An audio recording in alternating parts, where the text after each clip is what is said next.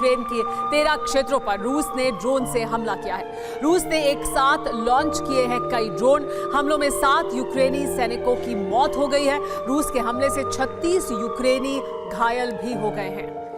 रूस पर यूक्रेन ने 24 घंटे के अंदर 2 बड़े हमले किए हैं। यूक्रेन के बॉर्डर के नजदीक एक एविएशन सेंटर को ध्वस्त कर दिया गया है और रूस के अविजित कहे जाने वाले कैलिनिंग्राड बेस पर भी हमला किया है। एयरबेस से लेकर युद्धपोत तक धधक उठा है। बाल्टिक सागर अब तक यूक्रेन के हमलों से अछूता था, लेकिन अब नेटो के इशारे पर यूक्रेन ने बाल्टिक में रूस पर वार शुरू कर दिया है। दरअसल नेटो का ब्लूप्रिंट बाल्टिक से रूस का कनेक्शन काटना है। इसके लिए लिथुआनिया में बड़ी सैन्य तैनाती शुरू हो चुकी है। रूस ने इस तैनाती के बाद परमाणु हमले की चेतावनी जारी कर दी है। देखिए कैसे बाल्टिक रीजन तीसरे विश्व युद्ध का एपिसेंटर बन चुका है।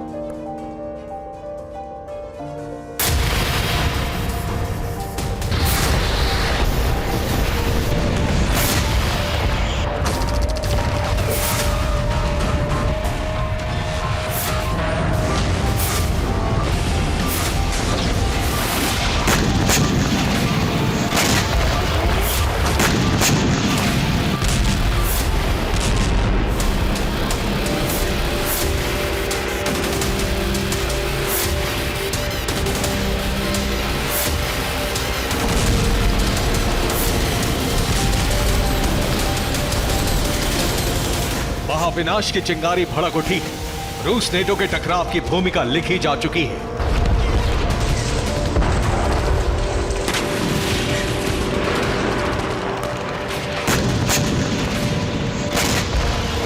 पुतिन के साम्राज्य विस्तार पर रोक लगाने के लिए बाइडेन ने यूक्रेन को युद्ध में उतारने के साथ साथ छद्म युद्ध भी शुरू कर दिया है।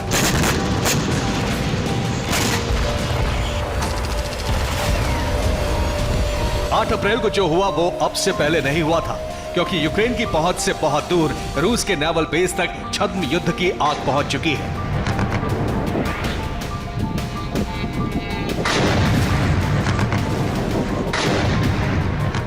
ये 2 तस्वीरें हैं। पहली है युद्ध की तस्वीर, जिसमें यूक्रेन ने रूस के एविएशन ट्रेनिंग बेस पर ड्रोन से हमला किया, और दूसरी तस्वीर है छद्म युद्ध की, जिसके जरिए बाल्टिक सागर में तैनात रूस के युद्धपोत को निशाना बनाकर आग में झोंक दिया गया।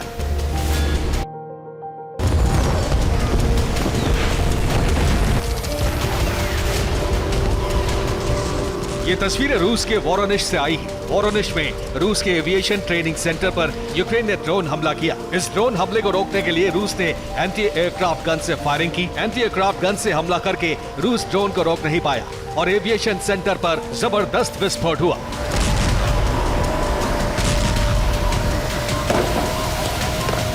रूस के इस एविएशन सेंटर पर बनी एक इमारत का हिस्सा ड्रोन हमले में तबाह हो गया। इस सेंटर पर रूस के पायलट्स को ट्रेनिंग दी जाती है। यहाँ ट्रेनिंग एयरक्राफ्ट और सुखोई फाइटर जेट तैनात है। ड्रोन हमले से ट्रेनिंग एयरक्राफ्ट को भी नुकसान पहुंचने की खबर है। हमले के वक्त सुखोई जेट हैंगर के अंदर थे।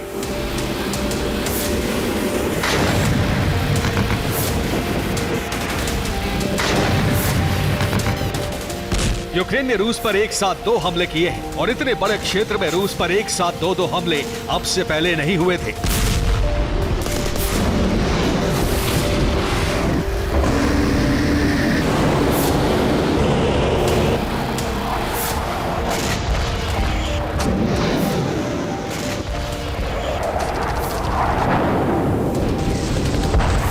यूक्रेन अब तक रूस के काला सागर नौसेना बेड़े पर हमले करता रहा है। इसके साथ साथ अजोव सागर में रूस ने कुछ युद्धपोतों पर हमले किए हैं, लेकिन अब कीव से 830 किलोमीटर दूर बाल्टिक सागर के नेवल बेस पर तैनात युद्धपोत पर हमला किया गया है।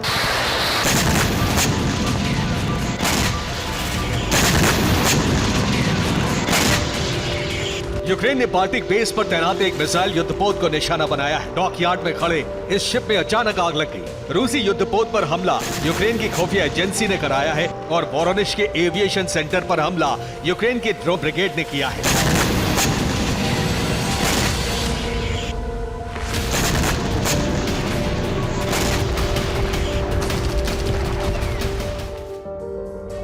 यूक्रेन की ड्रोन ब्रिगेड ने खार्किव के ड्रोन लॉन्च सेंटर से एक के बाद एक 2 कामिकाजी ड्रोन लॉन्च किए। इनका टारगेट था रूस के वोरोनिश शहर का एविएशन ट्रेनिंग सेंटर। पहला ड्रोन हमला रूस की डिफेंस फोर्सेस ने एंटी एयरक्राफ्ट गन से फायरिंग करके नाकाम कर दिया, लेकिन यूक्रेनी सेना का दूसरा ड्रोन एविएशन सेंटर की एक बिल्डिंग के करीब गिरा। इस हमले से बिल्डिंग का फ्रंट और उसके करीब खड़े ट्रेनिंग एयरक्राफ्ट को बड़ा नुकसान होने की खबर है। दूसरा हमला यूक्रेन ने कैलिनिनग्राड के बाल्टिक बेस पर कराया। यहां तैनात रूस के मिसाइल युद्धपोत को टारगेट किया गया। ये ऑपरेशन यूक्रेन की GUR ने किया। GUR यूक्रेन की खुफिया एजेंसी है। खुफिया एजेंसी के प्रमुख किरिलो बुदानोव ने पहले के लिए एजेंट भेजे। इन एजेंटों ने युद्धपोत पर विस्फोटक लगा दिए। युद्धपोत के अंदर लगाए गए विस्फोटकों में धमाका हुआ। धमाके के बाद युद्धपोत में आग लग गई।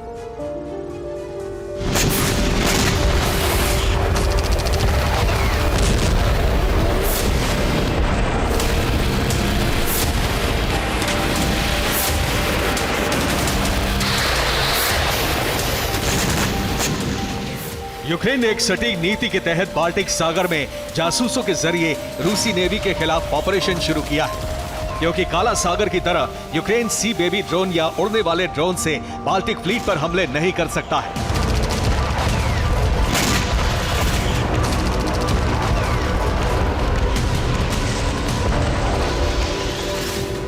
यूक्रेन और कैलिनिनग्राद के बीच समुद्र नहीं है।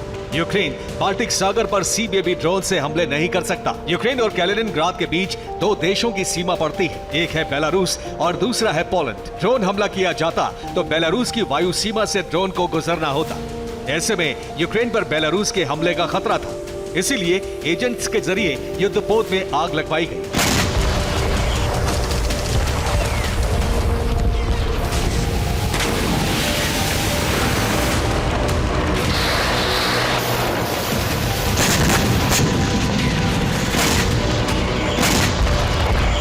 बाल्टिक सागर को यूक्रेन का नया टारगेट बनवाया गया। यूक्रेन को इस तरह से हमले करने का आदेश नेटो से मिला है।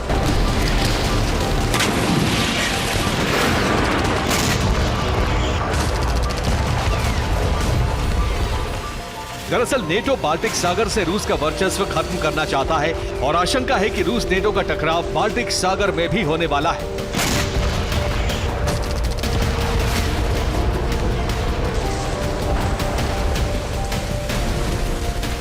बाल्टिक सागर में रूस को घेरने के लिए नेटो ने बड़ी तैयारी शुरू कर दी है।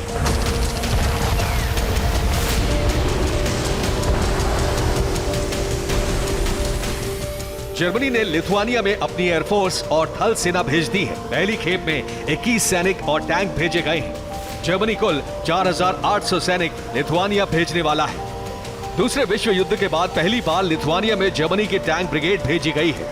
जर्मन एयरफोर्स को बाल्टिक सागर में रूसी फाइटर जेट को इंटरसेप्ट करने का मिशन दिया गया है। 8 अप्रैल को जर्मनी का एयरक्राफ्ट विल्नियस एयरपोर्ट पर उतर चुका है।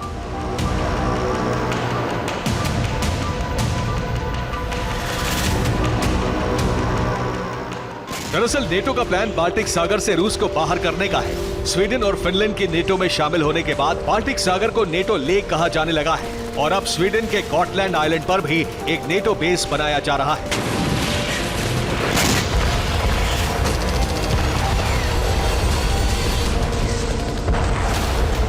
बाल्टिक सागर में बीचों बीच गॉटलैंड आइलैंड पड़ता है। गॉटलैंड पर नेटो मिलिट्री बेस बनाकर रूस का कारोबारी रूट और सैन्य रूट दोनों ब्लॉक करना चाहता है, क्योंकि बाल्टिक से लगे सारे देश नेटो सदस्य बन चुके हैं। अब गॉटलैंड से शुरू होकर बाल्टिक देशों से होते हुए पोलैंड, फिर जर्मनी, नॉर्वे, स्वीडन होते हुए फिनलैंड की खाड़ी तक रूस का सारा रूट ब्लॉक हो जाएगा। यानी एक ऐसा घेरा बन जाएगा जिसमें रूस का सीधा मुकाबला नेटो से होगा।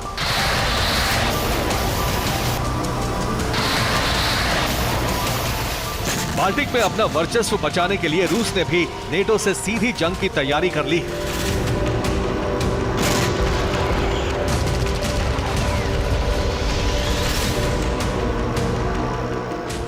रूस ने यास मिसाइल का युद्धाभ्यास शुरू कर दिया है। इस युद्धाभ्यास में रूसी मिसाइल फोर्सेस के 3000 सैनिकों ने हिस्सा लिया।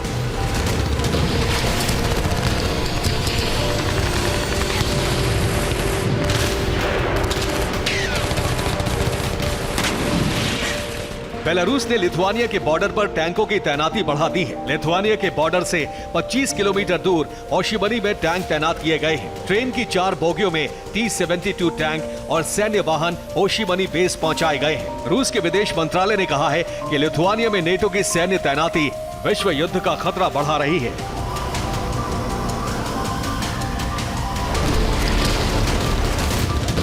बाल्टिक सागर देशों से लेकर बाल्टिक सागर के बीच तक विश्व युद्ध की बिसात बिछ चुकी है और बाल्टिक क्षेत्र तीसरे विश्व युद्ध का एपिसेंटर बन सकता है। Bureau report, TV9 Bharatvarsh.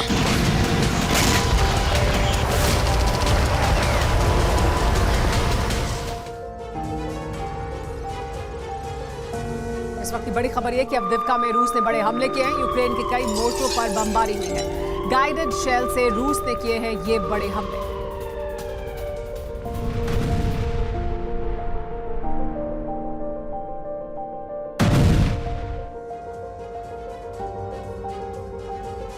अरब में ईद की तैयारी है और ईरान में एक महाविध्वंसक युद्ध की तमाम संकेत दुनिया के सामने आ चुके हैं, जिससे जाहिर हो रहा है कि 2024 में दुनिया एक और युद्ध देख सकती है। युद्ध की आशंका तो उसी दिन से है जब इजराइल ने सीरिया में ईरान के वाणिज्य दूतावास पर हमला किया था। अब ईरान बदले की तैयारी में है। हवा में अलर्ट जारी किया गया है। माना जा रहा है कि ईरान एटमी टेस्ट से अमेरिका को चौंका सकता है, जबकि दूसरी तरफ इजराइल में ईरान के हमले से मुकाबले की तैयारी शुरू हो गई है। पेंटागन से लेकर इजराइल के तल अवीव तक के वॉर रूम से ईरान पर हर पल नजर रखी जा रही है।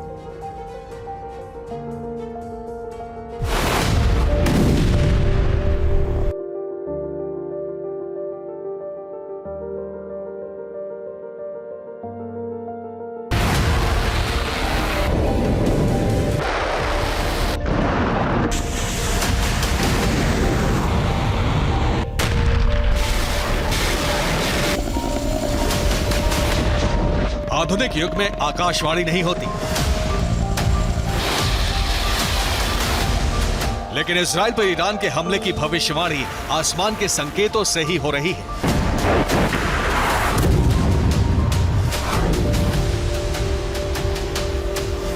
ईरान में एयर ट्रैफिक कंट्रोल यात्री विमानों के रूट को डायवर्ट कर चुका है।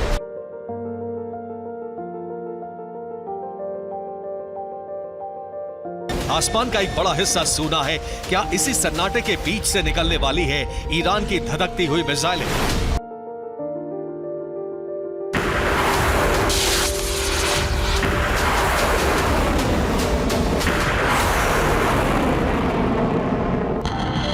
किसी भी मिसाइल टेस्ट या युद्धाभ्यास के दौरान आसमान में उड़ानों को लेकर जो चेतावनी जारी की जाती है, ईरान ने वही अलर्ट जारी किया है।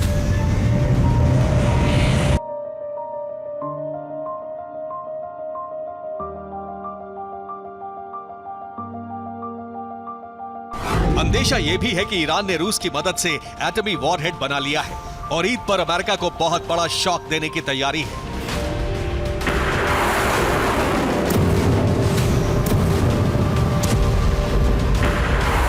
वॉर एक्सपर्ट्स के मुताबिक इजराइल पर प्रहार से अमेरिका को युद्ध से दूर करने के लिए ईरान ने परमाणु परीक्षण की रणनीति बनाई थी।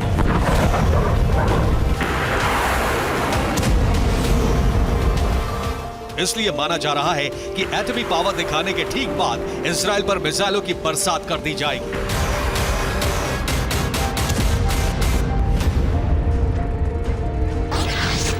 क्योंकि तैयारी सिर्फ आसमान में नहीं बल्कि जमीन पर भी की गई है।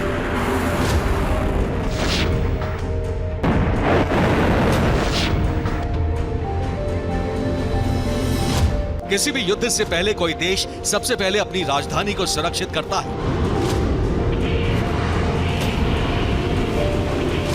तेहरान की तस्वीरें भी एक बड़े युद्ध का सिग्नल दे रही हैं।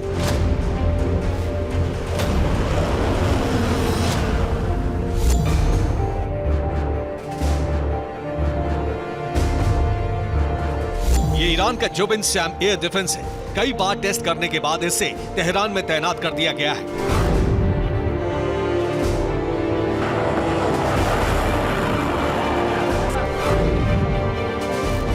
ईरान को साइबर अटैक का भी खतरा है, इसलिए ईरान में इंटरनेट सेवा को बंद कर दिया गया है।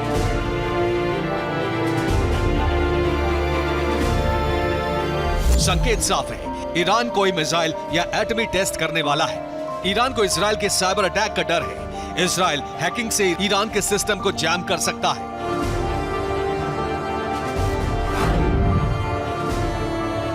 इन अंदेशों पर मुहर लगाई है ईरान के विदेश मंत्री ने। ईरान के विदेश मंत्री ने युद्ध के मैदान में इजराइल को करारा जवाब मिलने की बात कही है। उन्होंने कहा है कि युद्ध के मैदान में इजराइल को बड़ी शिकस्त देने की तैयारी है।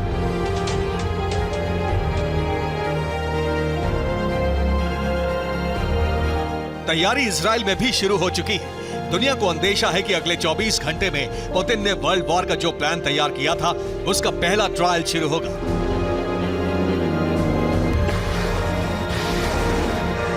रूस के वॉर प्लान के मुताबिक दुनिया के 2 देशों में पहले परमाणु परीक्षण होगा और फिर युद्ध का आगाज।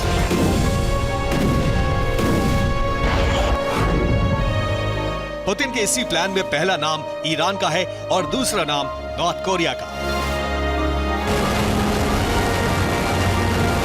परमाणु शक्ति हासिल करने से पहले ईरान और इजराइल में ताकतवर कौन है, ये आपको बताते हैं।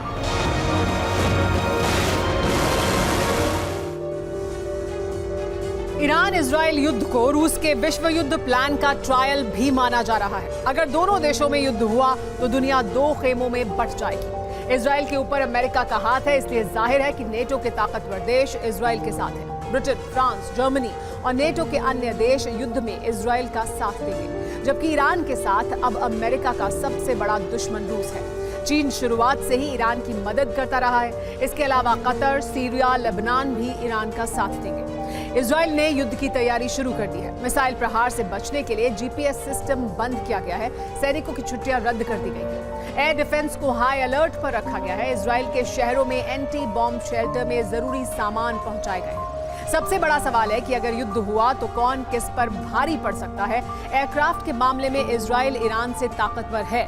ईरान के पास 551 एयरक्राफ्ट हैं, तो इजराइल के पास 612 एयरक्राफ्ट हैं। टैंक के मामले में ईरान की ताकत दोगुनी है। इजराइल के पास 2200 टैंक हैं, तो ईरान के पास 4000 से अधिक टैंक हैं। दोनों की नेवी भी ताकतवर है। ईरान के पास 101 युद्धपोत हैं और इजराइल के पास 67। ईरान के पास 65,000 बख्तरबंद वाहन हैं और इजराइल के पास 43,000 बख्तरबंद वाहन हैं। ईरान के सैनिकों की संख्या भी अधिक है। ईरान के पास 5,75,000 सैनिक हैं, तो इजराइल के पास 1,73,000 सैनिक हैं। लेकिन सबसे अहम है परमाणु बॉम्ब। ईरान के पास आधिकारिक तौर पर एक भी परमाणु हथियार नहीं है, जबकि इजराइल के पास 80 परमाणु हथियार हैं।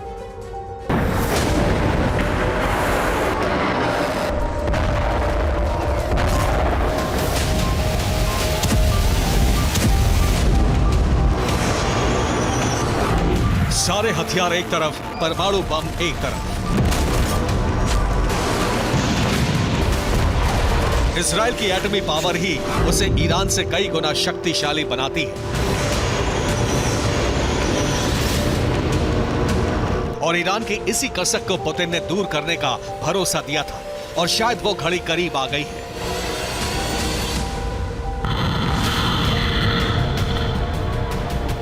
दावा किया जा रहा है कि ईरान चंद घंटे बाद परमाणु परीक्षण कर सकता है। ईद पर ईरान अपनी परमाणु ताकत और शौर्य का प्रदर्शन करेगा। दावा यह भी है कि ईरान के बदले की आग में इजराइल झुलसने वाला है।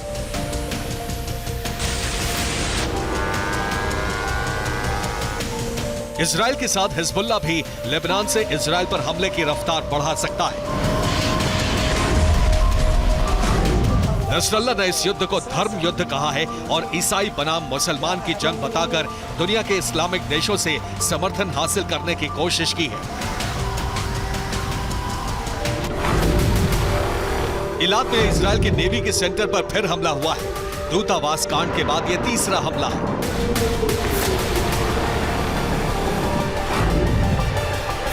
इलाक में इजरायली नेवी के SAR-6 कॉर्वेट से कई इंटरसेप्टर मिसाइलें लॉन्च की गई। निशाने पर आसमान में मंडरा रहा एक संदिग्ध ड्रोन था। इजरायल के युद्धपोत सी डोम जैसे एयर डिफेंस से लैस किए गए।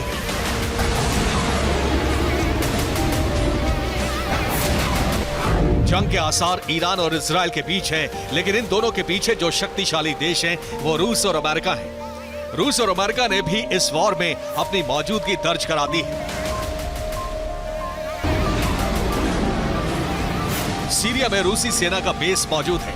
यहाँ की सेना भी एक्शन मोड में नजर आ रही है। सबसे अहम यह है कि सीरिया के राष्ट्रपति बशर अल असद को दमिश्क से शिफ्ट करके रूसी सेना बेस के बंकर में भेज दिया गया है। इसका मतलब यह हुआ कि सीरिया की सरकार अब रूसी सेना के बंकर से चलेगी। राष्ट्रपति असद के साथ सरकार से जुड़े कई लोग गए, यानी मॉस्को से जो हुक्म आएगा सीरिया सरकार वही करेगी।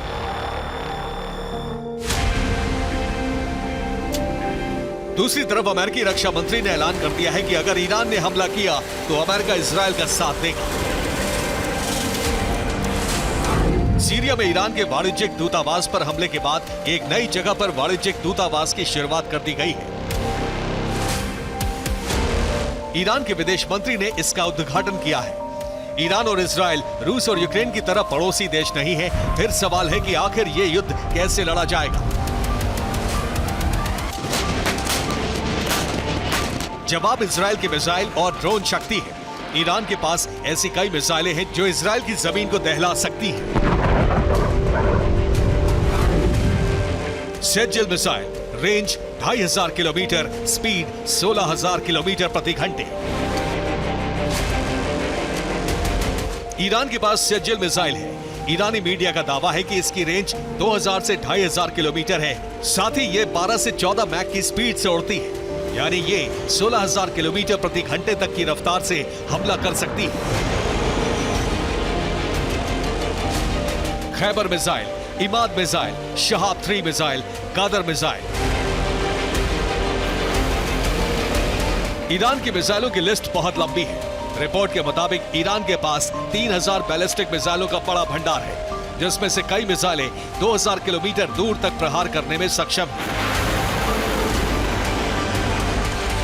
इसका मतलब साफ है कि युद्ध की शुरुआत मिसाइलों से होगी और इसका अंत विश्व युद्ध या एटमी हथियारों से हो सकता है, क्योंकि दोनों देशों की पीठ पर कई शक्तिशाली देशों का हाथ है जो परमाणु शक्ति से लैस है। Bureau report, TV9 Bharatvarsh. वक्त की बड़ी खबर, रोबोटिनो में रूस के ड्रोन हमले, यूक्रेनी सेना की 2 पोस्ट नष्ट हो गई हैं। हमले में यूक्रेन के 8 सैनिकों की मौत भी हुई है।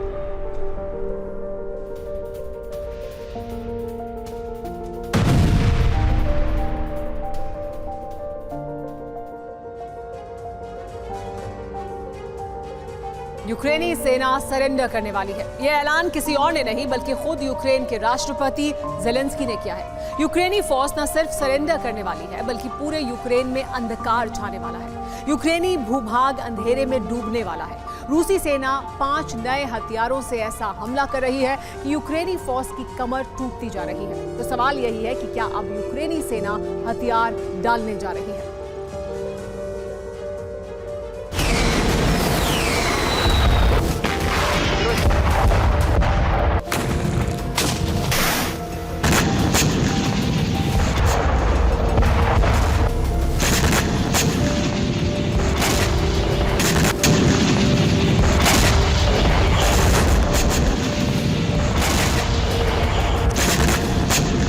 यूक्रेन के 13 राज्यों में, उनके शहरों में इसी तरह से ताबड़तोड़ धमाके हो रहे हैं।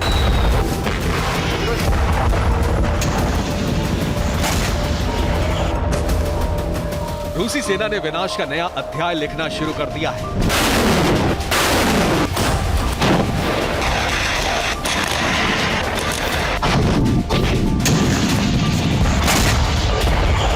रूसी फौज जिस तरह से हमले कर रही है उससे यूक्रेन में न सिर्फ अंधकार युग शुरू हो सकता है बल्कि जेलेंस्की सेना हथियार डालने को मजबूर हो सकती है। यूक्रेनी धरती पर विनाश का नया दौर इसलिए शुरू हो गया है क्योंकि रूसी सेना नए और विध्वंसक हथियारों से हमले कर रही है।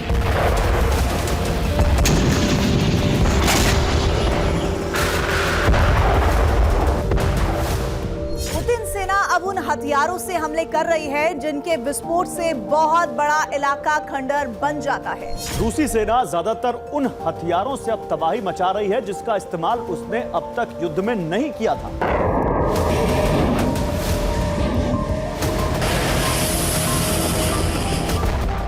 रूसी सेना ने यूक्रेन के 13 शहरों में नए हथियारों से जबरदस्त हमले किए।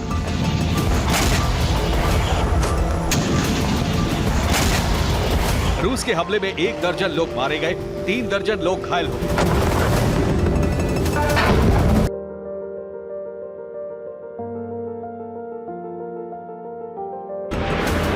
रूस एयरफोर्स के सुखोई 34 इसी तरह से आसमान में उड़ान भरकर भीषण बमबारी कर रहे हैं।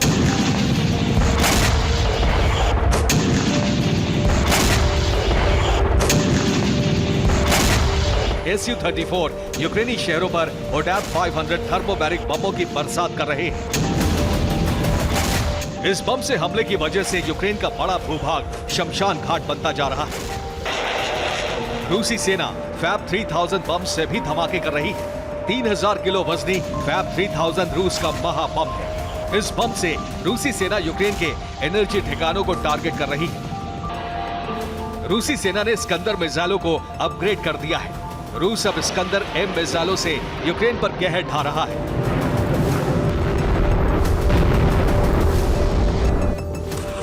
रूस ने फिर से क्लस्टर बमों से हमले शुरू कर दिए हैं। इस बार रूस नए क्लस्टर बम RBK 500 दागकर यूक्रेनी ठिकानों को भस्म कर रहा है।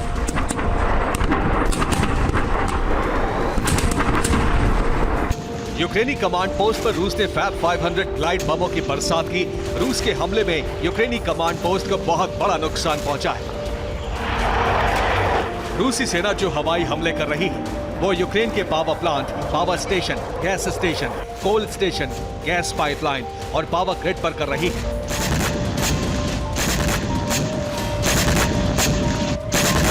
वहीं युद्ध भूमि में रूस की पैदल सेना भी विध्वंसक हमले करते हुए आगे बढ़ रही है।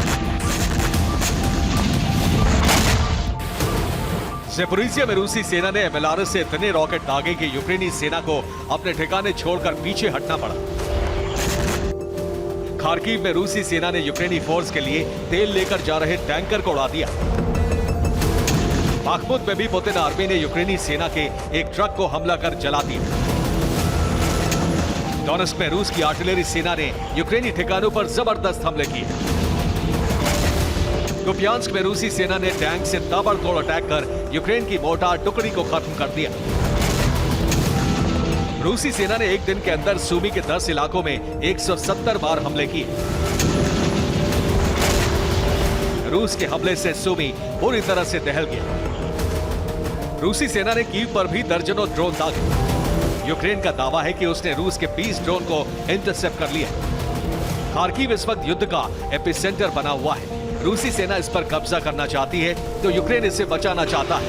यही वजह है कि दोनों तरफ से विध्वंसक वार पलटवार हो रहा है। ज़ेलेंस्की और उनकी सेना खार्किव बचा पाएंगे या नहीं, ये तो वक्त बताएगा। लेकिन यूक्रेन अपने एनर्जी ठिकानों को नहीं बचा पा रहा है। रूसी सेना यूक्रेन के 80% एनर्जी इंफ्रास्ट्रक्चर को तबाह कर चुकी है। इसके बाद यूक्रेन के कई शहरों में ब्लैकआउट है। मतलब ये कि यूक्रेन के लिए अब अंधकार युग शुरू हो गया है। रूसी सेना इस वक्त यूक्रेन के एनर्जी ठिकानों पर हमले कर रही है। उन शहरों के एनर्जी ठिकानों पर जहां की सुरक्षा पुख्ता नहीं है। मसलन खार्किव, ड्निप्रो, क्रिविरी, खेरसोन, ओडेसा, लेडिजिन, मुर्किनेत्स्व और लवीव। यूक्रेन के ये वो 8 राज्य हैं जहां पावर प्लांट है। रूस इन्हीं पर स्ट्राइक कर रहा है। इन पावर प्लांट के पास ज्यादा एयर डिफेंस की तैनाती नहीं है, यानी यहां सुरक्षा व्यवस्था कम है। इसीलिए रूस इन्हीं बिजली संयंत्रों पर अटैक कर रहा है। कीव में काफी एयर डिफेंस सिस्टम तैनात है, लिहाजा रूस वहां के पावर प्लांट पर हमला नहीं कर रहा, क्योंकि कीव में उसका हमला कामयाब नहीं हो पा रहा है। जर्मनी ने दावा किया है कि रूस अब तक यूक्रेन के 80% एनर्जी इंफ्रास्ट्रक्चर को तबाह कर चुका है। यूक्रेन के 70 लाख लोग बिना बिजली के अंधेरे में रहने को मजबूर हैं, लेकिन रूस यूक्रेन को 100% ब्लैकआउट करने की कोशिश में लगा हुआ है।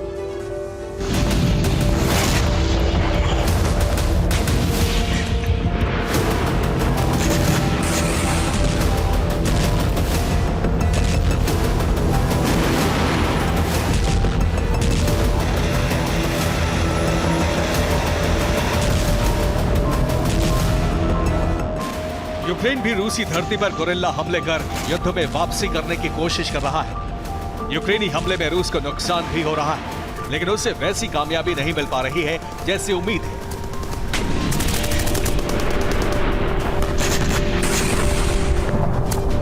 रूस में उस वक्त हड़कंप मच गया जब वो पुल ढह गया जो रूस और बेलारूस को जोड़ता है। पुल से गाड़ियां गुजर रही थी, लोग आ जा रहे थे, तभी पुल का एक बड़ा हिस्सा भर आकर गिर गया। पुल गिरने की वजह से कई गाड़ियां नीचे गिर गई। इस वजह से एक शख्स की मौत हो गई, जबकि कई लोग घायल हो गए। रूस को शक है कि यह कोई हादसा नहीं बल्कि यूक्रेन की साजिश है। शक है कि पुल या तो यूक्रेन के हमले की वजह से कमजोर हुआ या फिर रूस के अंदर मौजूद यूक्रेनी एजेंट ने इसे कमजोर किया। रूस फिलहाल इसकी जांच कर रहा है। अगर इसके पीछे यूक्रेन का हाथ हुआ तो इसका अंजाम बहुत ही भयावह होने वाला है। जिस वक्त रूस को बेलारूस से जोड़ने वाला पुल गिरा, उसी वक्त यूक्रेनी फोर्स ने बेलगोरोद में कई ड्रोन हमले किए। रूस का दावा है कि उसने यूक्रेन के सभी ड्रोन को इंटरसेप्ट कर लिया।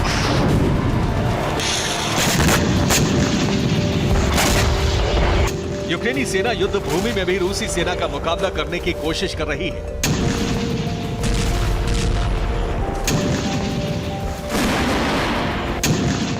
खार्किव में यूक्रेन ने ड्रोन हमला कर रूसी हथियारों को तबाह कर दिया। ज़ेपोरिज़िया में यूक्रेन ने रूस के 2 बीएमपी और 2 हॉवित्ज़र को तहस नहस कर दिया।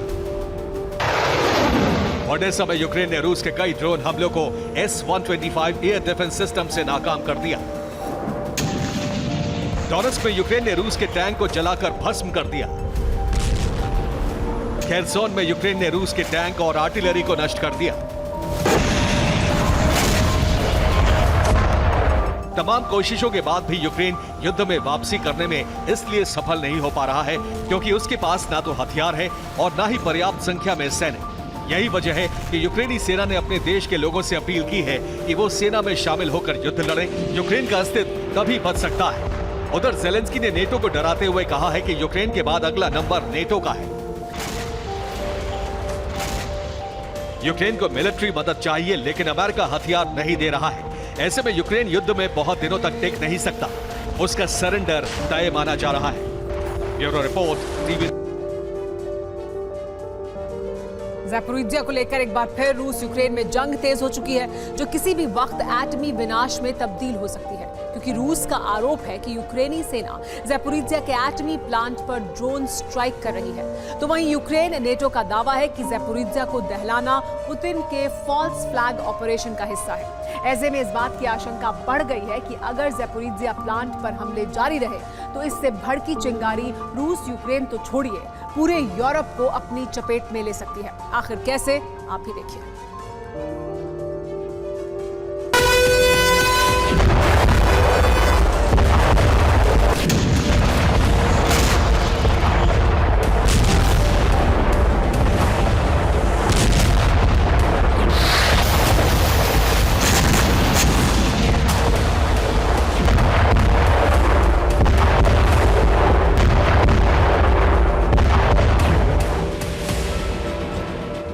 तीन 334 स्क्वायर किलोमीटर में फैला करीब 7 लाख की आबादी वाला एक शहर जो डनीप्रो नदी के दक्षिण पूर्वी मुहाने पर बसा हुआ है। नाम है ज़ेपोरिज़िया।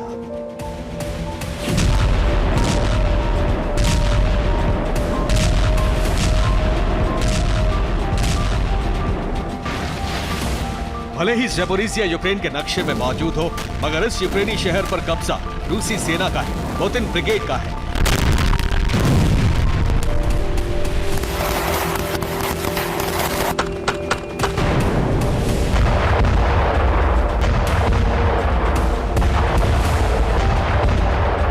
शायद यही वो वजह है जिसके चलते बीते 2 सालों से ज़ेपोरिज़िया बम गोला बारूद से दहल रहा है।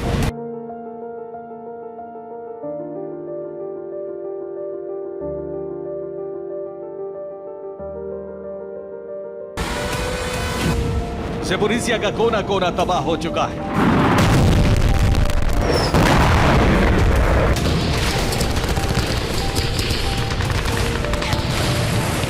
मगर अब दक्षिण पूर्वी यूक्रेन का यह शहर किसी भी वक्त एटमी विस्फोट से दहल सकता है।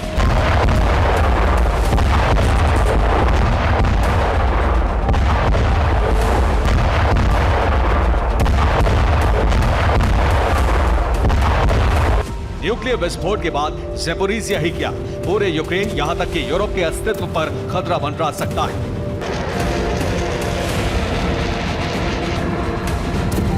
क्योंकि अब तक तो रूस यूक्रेन के बीच ज़ेपोरिज़िया पर कब्जे के लिए जंग हो रही थी।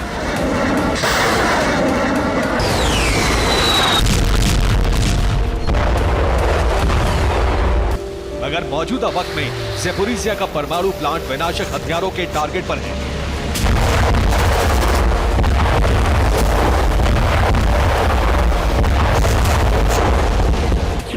मसलन ज़ेपोरिज़िया न्यूक्लियर पावर प्लांट पर ड्रोन स्ट्राइक की गई। परमाणु प्लांट की 6th पावर यूनिट को निशाना बनाया गया। रूसी डिफेंस का आरोप है यूक्रेन ने ड्रोन हमले को अंजाम दिया। रूस ने यूक्रेन के कामिकाज़े ड्रोन को आसमान में ही मार गिराया।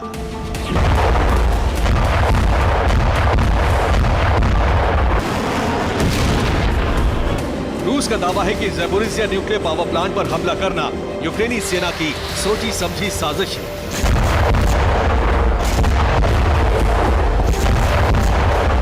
ताकि ज़ेपोरिज़िया प्लांट में विस्फोट हो और इस धमाके के साथ एटमी रेडिएशन ज़ेपोरिज़िया समेत यूरोप में फैल जाए।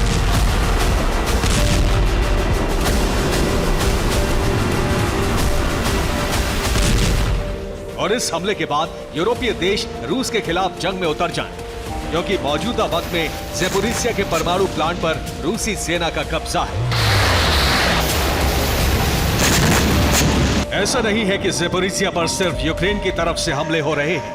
कुछ रिपोर्ट्स में दावा किया जा रहा है कि ज़ेपोरिज़िया के रिहायशी इलाकों और इंडस्ट्रियल एरिया में रूस की मिसाइलें गरज रही हैं। यूक्रेनी सेना के हथियार गोदामों को निशाना बना रही है। ज़ेपोरिज़िया पर रूसी ब्रिगेड के हमले को लेकर अमेरिकी विदेश मंत्रालय की तरफ से सनसनीखेज बयान सामने आया है। वो ये कि ज़ेपोरिज़िया को लेकर रूस बेहद ही खतरनाक खेल खेल रहा है। पहले तो रूसी सेना ने ज़ेपोरिज़िया पर कंट्रोल किया, फिर ज़ेपोरिज़िया के न्यूक्लियर पावर प्लांट पर कब्जा किया और अब ज़ेपोरिज़िया पर हमले कर रूस फॉल्स फ्लैग ऑपरेशन को अंजाम दे रहा है, जिसका मतलब हमले का आरोप यूक्रेन पर लगाकर प्लांट में विस्फोट के जरिए यूक्रेन यूरोप में एटमी रेडिएशन फैला सके।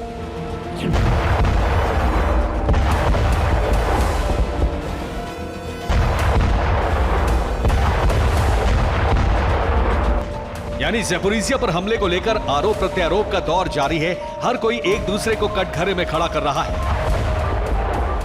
मगर हैरान करने वाली बात यह है कि अगर किसी भी तरह के हमले में ज़ेपोरिज़िया के परमाणु प्लांट में विस्फोट हुआ, अगर प्लांट में मौजूद रिएक्टर फटे, तो उससे निकलने वाला रेडिएशन यूक्रेन से लेकर यूरोप तक तबाही मचा देगा।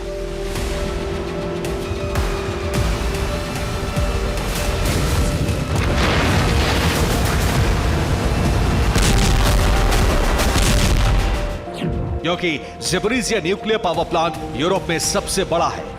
इस परमाणु संयंत्र में करीब 6 पावर यूनिट का संचालन है। यहाँ 4200 करोड़ किलोवाट बिजली का उत्पादन होता है, जो यूक्रेन की सालाना बिजली उत्पादन का करीब 25% है। इस पावर प्लांट से यूरोप को भी बिजली सप्लाई होती है। ऐसे में हमले के बाद प्लांट से परमाणु रिसाव का खतरा बढ़ेगा। आगजनी के साथ फैला रेडिएशन कई मुल्कों को तबाह कर देगा।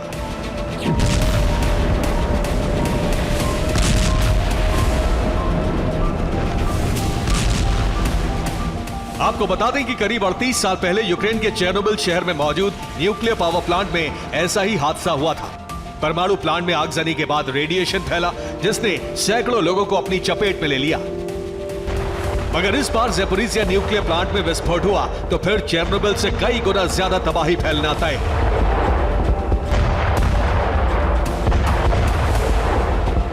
एक तरफ ज़ेपोरिज़िया प्लांट रूस यूक्रेन के टारगेट पर है, तो वहीं खेरसोन में मौजूद काखोवका डैम में भी विस्फोट हो रहा है, जो कि एटमी तबाही का अलार्म है।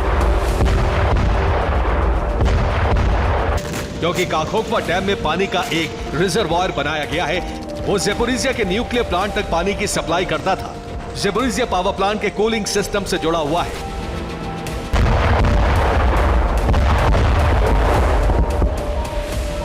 मसलन नीप्रो नदी पर बना रिजर्वायर 18 मिलियन क्यूबिक मीटर का है। यह रिजर्वायर काखोवका डैम से ज़ेपोरिज़िया तक फैला हुआ है। रिजर्वायर ज़ेपोरिज़िया प्लांट के 6 रिएक्टर की कूलिंग करता है। ऐसे में अगर काखोवका डैम पर लगातार हमले हुए, अगर डैम डैमेज हुआ, तो इससे पानी का रिसाव तेजी से होगा, जिसका मतलब ज़ेपोरिज़िया न्यूक्लियर प्लांट में विनाशक ब्लास्ट, क्योंकि कूलिंग सिस्टम ठप होने से परमाणु रिएक्टर में प्रचंड विस्फोट होगा।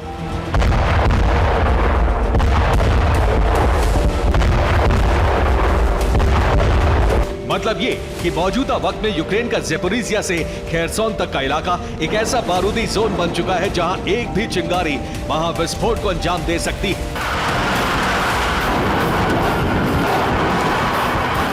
और देखते ही देखते ज़ेपोरिजिया एटमी प्लांट से निकला रेडिएशन सैकड़ों किलोमीटर दूर तक तबाही मचा सकता है, अनगिनत लाशें बिछा सकता है, बेहिसाब बर्बादी ला सकता है। Bureau report, TV9 Bharatvarsh.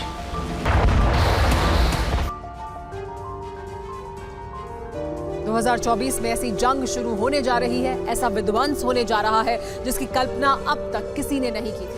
अगर ये युद्ध शुरू हुआ तो विनाश का क्षेत्रफल बहुत बढ़ जाएगा, तीसरा विश्व युद्ध शुरू हो जाएगा, इसकी जद में कई देश आ जाएंगे। सवाल यह है कि आखिर अब तक के सबसे बड़े विनाश का अलार्म क्यों बज उठा है।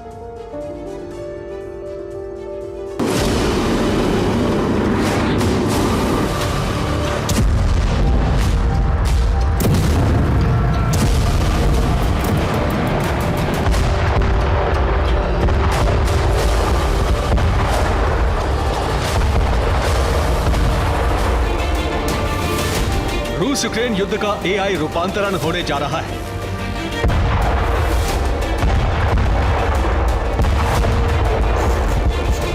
अब पारंपरिक हथियार से हमले नहीं होंगे, अब आधुनिक और हाईटेक हथियारों से विनाश का नया दौर शुरू होने जा रहा है।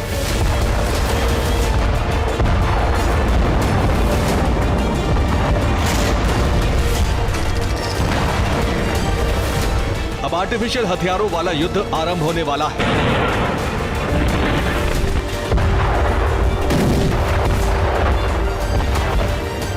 AI हथियारों से वार पलटवार का दौर शुरू होने जा रहा है। इसकी शुरुआत रूस नहीं बल्कि यूक्रेन करने जा रहा है।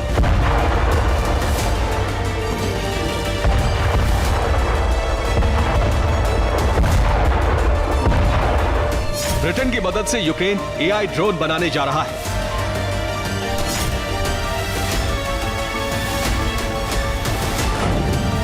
यूक्रेन के AI ड्रोन सटीकता से हमला करने में सक्षम होंगे। रूस इन ड्रोन को इंटरसेप्ट नहीं कर पाएगा। इस प्रोजेक्ट पर यूक्रेन और ब्रिटेन 11,648 करोड़ रुपए खर्च करेंगे।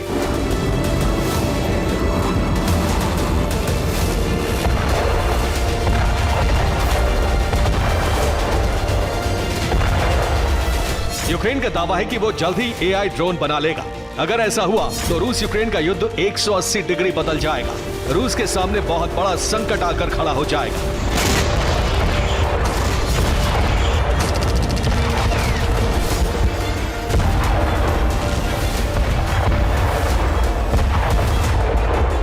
पुतिन और उनकी सेना ये बात जानती है, लिहाजा वो भी खतरनाक ड्रोन युद्ध की तैयारी कर रही है।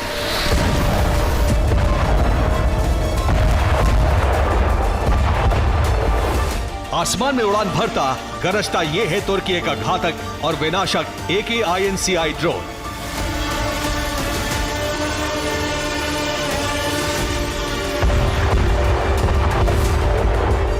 रिपोर्ट के मुताबिक रूस AKINCI ड्रोन तुर्की से रूस ला रहा है।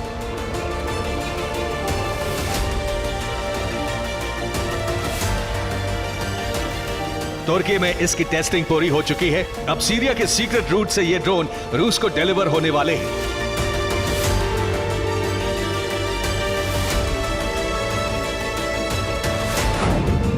तुर्की का ये ड्रोन इसलिए घातक है क्योंकि ये UAV 230 बैलिस्टिक सुपरसोनिक मिसाइलें फायर करता है। UAV 230 ballistic supersonic missile 150 kilometre दूर जाकर टारगेट को तहस नहस कर देती है। ये करीब 50 किलो का वॉरहेड लेकर जाने में सक्षम है।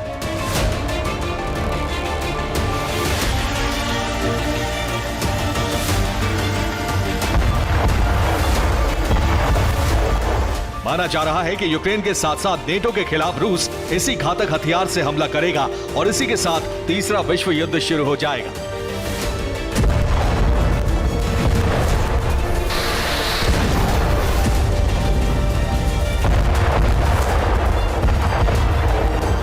Bureau report, TV9 Bharatvarsh.